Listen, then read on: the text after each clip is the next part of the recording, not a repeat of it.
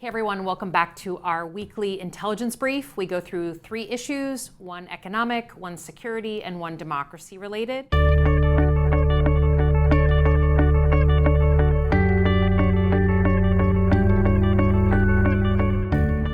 But first, a very quick update. As some of you may have heard, on September 30th, the federal government, runs out of money.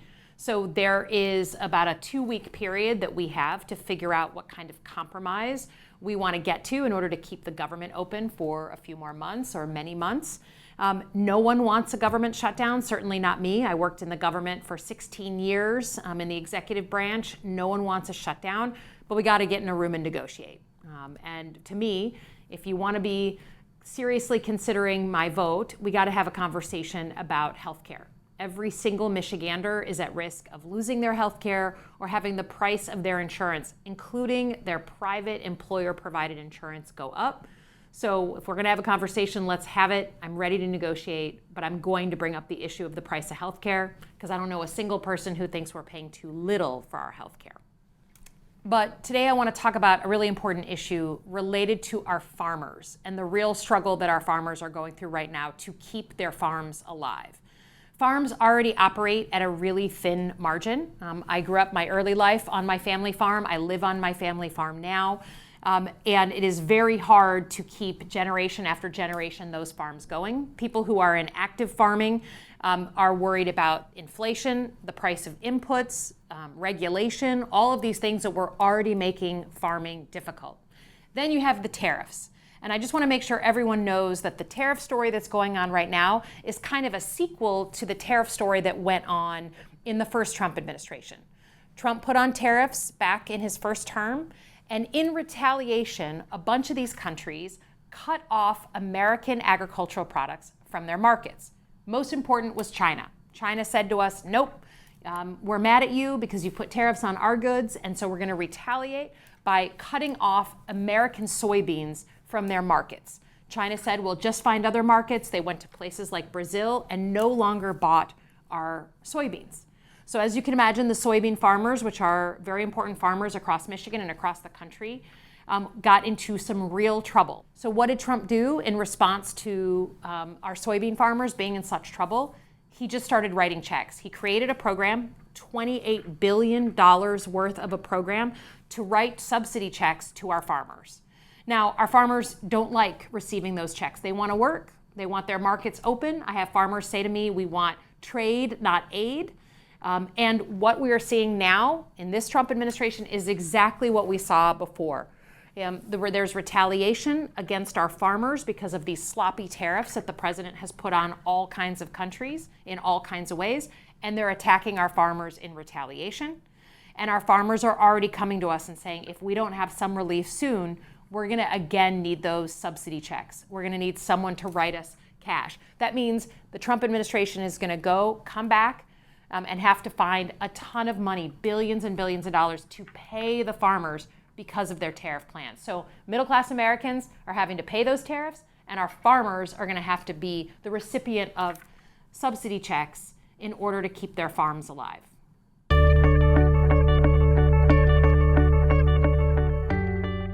On security, I want to talk about what's been going on with Russia, particularly since President Trump welcomed Vladimir Putin to Alaska and rolled out the red carpet for him.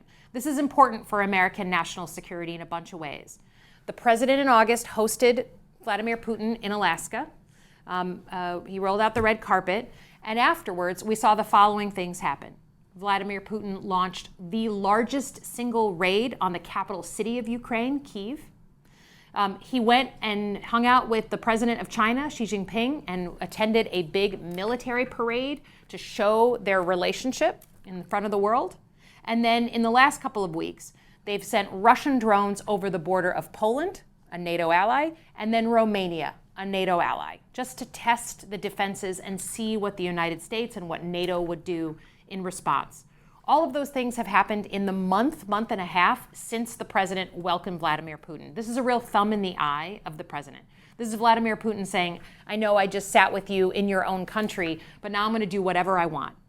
The president has some options in order to respond to this and to not let Putin walk all over us. There is a bipartisan sanctions bill that would add sanctions on to Vladimir Putin and the Russian government to send a signal that the president and the United States is not going to take Vladimir Putin just doing whatever he wants.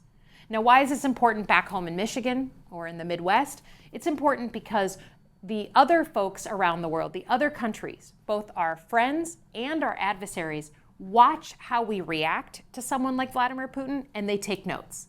They say to themselves, I guess the United States is willing to roll out the red carpet and then just be walked over by Vladimir Putin. If you're Xi Jinping, if you're the head of China, and you're wondering, what will the United States really do if I get more aggressive in the Taiwan Straits or against the Taiwan in general? You're taking notes and saying, I guess, they don't really stand up if I encroach on another country's territory. So I just think it's extremely important that we have a clear and consistent policy against someone like Vladimir Putin, and urge President Trump to see the global ramifications if he continues to let Putin do whatever he wants.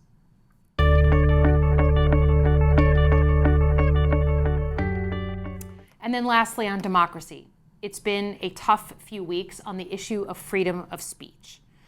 There's been a lot of debate about which side of the aisle is allowed to say what, and then what are the consequences for speech that people don't think is appropriate or don't like.